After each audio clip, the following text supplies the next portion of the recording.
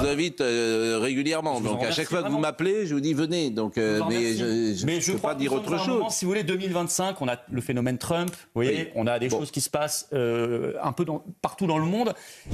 C'est un sujet. Moi, je crois qu'il faut mettre le paquet sur les soins palliatifs. La France a un vrai retard là-dessus. Qu'on avait trouvé un bon équilibre avec la loi Leonetti.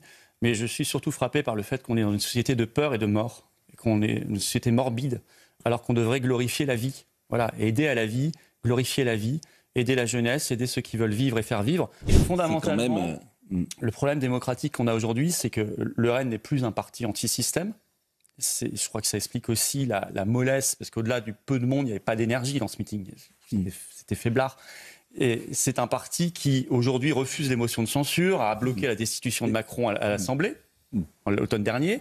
Florian Philippot, bonjour. Bonjour. Vous êtes le président des Patriotes. Quelle analyse avez-vous fait la semaine dernière de la condamnation de Marine Le Pen ? Il y a un sujet qui se pose, c'est la question de l'inéligibilité qui s'applique quand il n'y a pas encore de condamnation définitive. On peut imaginer, quand les gens piquent dans la caisse, les élus, qu'évidemment, il y a de la l'inéligibilité parce que c'est ça qui leur fait mal. Mais après, une condamnation définitive, parce que sinon, ça peut créer un problème. On le voit là, on l'a déjà vu dans d'autres cas où finalement, ils ont été blanchis en appel, donc ça posait un souci. Pour le reste, je n'ai pas été surpris par quand même le semi-flop du meeting dimanche, là, sur une place que je connais bien, parce que nous, on y fait souvent des manifs, donc elle n'était pas bien remplie. Vous faites des manifs, il y a moins de monde que Mme Le Pen. Non, 3 fois plus, selon Le Monde. Même Le Monde l'a écrit dans un article hier. Les manifs de Florian Philippot, 3 fois plus de monde que ce qu'il y avait pour le Moi, j'ai jamais vu 20 000 personnes dans vos manifs. Écoutez, vous devriez sortir et venir voir, vraiment. Et d'ailleurs, vous pouvez pas voir... C'est beaucoup de personnes, 20 000 personnes, hein. C'est beaucoup et parfois même beaucoup plus. Là, il y en avait 7 000. Parce que les médias ne viennent pas. Les médias ne viennent pas. Donc c'est de la faute des médias. Bien sûr que c'est la faute des médias. Non, il y a pas. Ils font pas leur boulot. Non, mais on a des médias. J'ai jamais vu. Je vous assure, On a des médias du monde entier, mais on n'a pas les médias français. C'est quand même une bizarrerie démocratique dans notre pays quand on s'intéresse pourtant à des sujets comme la paix. On l'a fait encore le 20 mars dernier, ou à d'autres sujets pendant le Covid sur les libertés, ou sur la sortie de l'Union européenne, ou sur la défense des suspendus, des travailleurs suspendus. Et en fait, le flop, ça vient pas de là. Ça vient que le RN ne bouge jamais, si ce n'est pour lui-même, pour son nombril.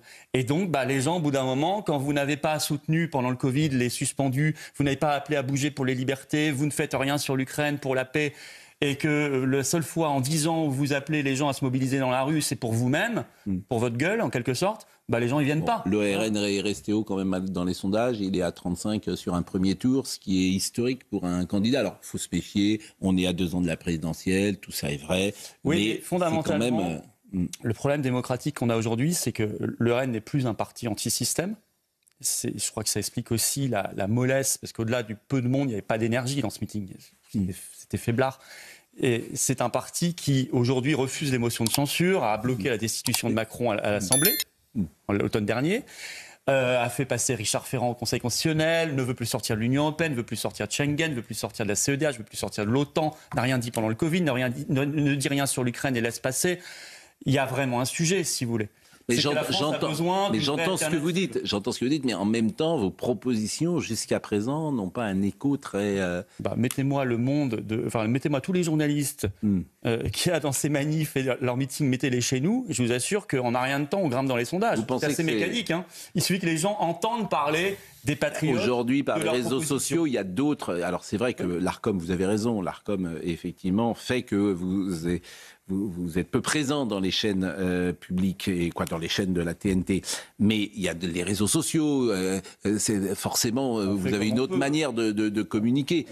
Manifestement, ce discours reste sur une niche, on peut le dire comme ça. On est très puissant sur les réseaux sociaux, on est très puissant dans la rue, dans les actions, les meetings sont pleins à craquer, mais les médias ne viennent pas, ce qui est un problème démocratique, je le dis. Vous avez raison sur l'Arcom, on a fait d'ailleurs des manifs. C'est pour ça que moi je vous invite régulièrement. Donc à chaque fois que vous m'appelez, je vous dis venez. Donc, mais je ne peux pas dire autre chose. Si vous voulez, 2025, on a le phénomène Trump, vous voyez, on a des choses qui se passent un peu partout dans le monde.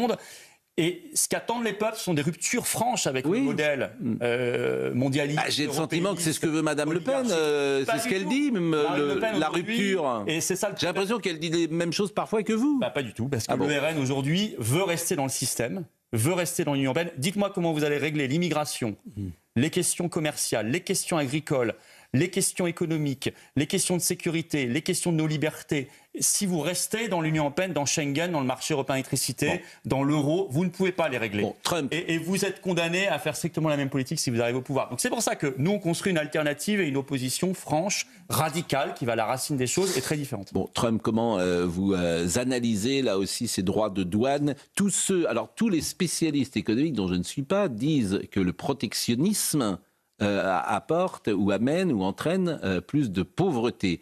Mais Geoffroy Lejeune disait quelque chose de très juste hier. La mondialisation, elle n'a pas apporté une formidable richesse pour les uns et les autres. C'est-à-dire que les industries, l'industrie française, elle n'a pas... C'est un argument qui s'entend. En France, l'industrie française... À l'échelle du monde, bien sûr que si. Oui, mais l'échelle du monde, c'est pas l'échelle politique. La misère, la pauvreté, la faim ont reculé dans le monde entier. Oui. En France, non.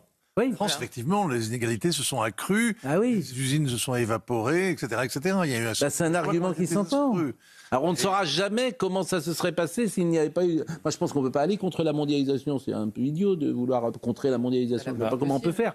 Comment ? La preuve que si, Trump, c'est exactement ce qu'il fait. Oui. Ce qui est drôle, c'est que la gauche réclamait ça et aujourd'hui sans plan. Que dites-vous, Vincent Herouet ? Je dis que ce n'est pas une fatalité comme le réchauffement climatique, si vous voulez. La mondialisation, bien sûr que si, il y a plusieurs façons de la gérer. Vous n'êtes pas obligé de donner à la finance le dernier mot en toute chose.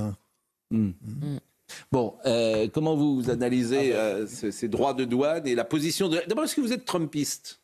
Je suis français, donc, mais j'approuve ce qu'il fait. Je pense qu'il a raison. En fait, même si pour nous... Européens, nous en avons il a des jamais été élu pour les Français, il est élu pour les Américains. C'est à nous de nous prendre en main. On ne va pas pleurnicher. Il aide son peuple. Et d'ailleurs, il applique son programme, ce qui est pas mal. Là, il met fin, il tue la mondialisation. Hein. C'est-à-dire que, de manière très cohérente, avec ses droits de douane qui arrêtent avec le libre-échange, qui rompent avec le libre-échange qui nous a vraiment appauvris, et puis ce qu'il a déjà fait avant, depuis le 20 janvier qu'il est président, il est sorti de l'OMS. Il arrête de financer l'OMC, le commerce, Gavi, l'alliance, le truc de Bill Gates pour les vaccins, enfin, toutes les instances mondialistes, il est en train de les détruire. USAID, qui finançait des choses épouvantables dans le monde entier, il est en train méthodiquement, c'est très construit, hein, ceux qui comprennent rien en France ou qui font croire qu'il est fou ou idiot, ils n'ont rien compris. Il fait les choses de manière très méthodique, il est en train de déconstruire la mondialisation pour revenir à un modèle fondé sur les nations, le consommer et le produire local, national, le patriotisme économique. Manifestement, les marchés et on devrait rattraper. On devrait tous s'en réjouir parce que le modèle mondialiste, on fait construire à des milliers de kilomètres, puis on consomme ici, on retraite là-bas, ça crée des délocalisations, du chômage. C'est hyper anti-écolo en plus, parce que c'est des navires sur les océans, c'est de la pollution, on va faire construire au moins 10 ans social, environnemental, à l'autre bout de la planète par des enfants, c'est épouvantable. On devrait tous se réjouir de la fin de ce modèle et on devrait faire la même chose.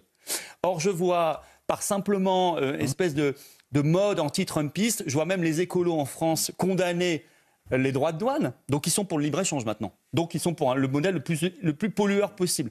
Je vois des pseudo-souverainistes, on parlait du RN, enfin le RN ne salue pas Trump, ils ont tort. Si on est un vrai patriote français, on doit vouloir le protectionnisme. Le seul problème qu'on a en France, c'est que nous, notre commerce, on ne le maîtrise plus. Vous savez que d'après les traités européens, le commerce est une compétence exclusive de l'Union européenne. Donc nous, on ne pourra pas choisir notre modèle. Si on veut réagir et qu'on veut accompagner ce mouvement de fin de la mondialisation et reproduire en France français, aider nos agriculteurs en France, consommer français dans les marchés publics, dans les cantines, etc. En payant plus cher. Hein. Non, vous allez dire aux consommateurs qu'ils vont payer plus cher. Non, on aura plus de qualité. C'est une vérité, vous le savez bien. Non, on va augmenter, Pascal Pro, on va augmenter les salaires. On va recréer de l'emploi. Donc même si vous avez des prix un peu plus chers, vous êtes largement gagnant. Parce qu'aujourd'hui, on a des masses de Français qui n'ont plus de boulot, qui sont mal payés, des agriculteurs qui ne savent plus quoi faire parce qu'il y a plus, ils sont en train de se suicider parce qu'on ne produit plus en France. Alors, moi, je dis une chose.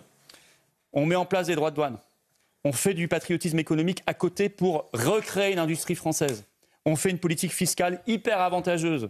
Oui, ceux qui créent en France, on les aide énormément. Ceux qui investissent en France, on les aide énormément. Les classes moyennes, on baisse massivement leurs impôts. On finance tout ça par les produits des droits de douane. On finance tout ça par l'équivalent du Dodge, c'est-à-dire on fait des économies en France sur toutes ces structures, les régions, les intercos qui coûtent une fortune, toutes les baronnies, les Arcom, les fromages de la République, là, les agences et tout qui coûtent des millions et des milliards, l'argent de l'Union européenne. on fait cela, on pourra recréer de l'industrie en France, refaire de l'agriculture, mais pour faire ça, et j'insiste là-dessus, la seule obligation que nous avons, c'est d'être un pays libre et donc de quitter l'Union européenne et l'euro. Si on quitte l'Union européenne et l'euro, on peut redresser la France en quelques mois et en quelques années. Je vous propose de rester avec nous, mais c'est vrai que c'est 10 minutes de... Selon la formule de temps de parole qui vous était impartie, c'est vrai que ces 10 minutes de l'ARCOM nécessitent d'être très synthétiques. Bon, ce que vous dites est assez séduisant d'ailleurs. Je m'étonne même que pas plus de gens puissent vous écouter. Je ne suis pas sûr que ce soit réalisable, bien évidemment. Pourquoi mais ce ne serait pas réalisable? Parce que on rase gratis ne marche pas forcément toujours. Où est-ce que j'ai dit on rase gratis? Vous augmentez les salaires, tout va bien. C'est un vrai projet de reconstruction nationale. Mais j'entends bien. Mais vous savez...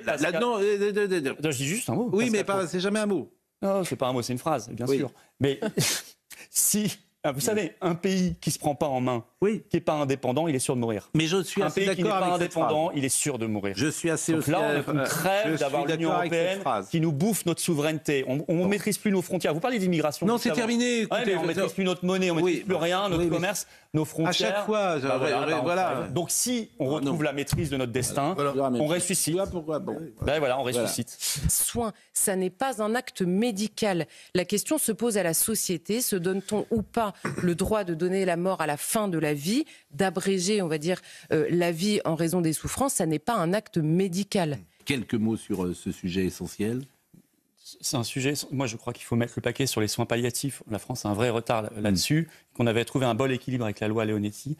Mais je suis surtout frappé par le fait qu'on est dans une société de peur et de mort, qu'on est une société morbide, alors qu'on devrait glorifier la vie. Voilà, aider à la vie, glorifier la vie, aider la jeunesse, aider ceux qui veulent vivre et faire vivre, plutôt qu'être obnubilé par la peur et la mort, qui est une manière de manipuler les peuples. Merci d'être venu sur ce plateau. Alors, merci d'être resté jusqu'à la fin. Filippo mise sur le protectionnisme et la souveraineté pour redresser la France. Mais dans un monde globalisé, peut-on vraiment tourner le dos à l'Europe et à ses règles? La sortie de l'euro est-elle un risque ou une nécessité selon vous? Partagez votre avis avec moi dans les commentaires et pensez surtout à vous abonner pour ne rien rater des vidéos qui font débat. À tout de suite.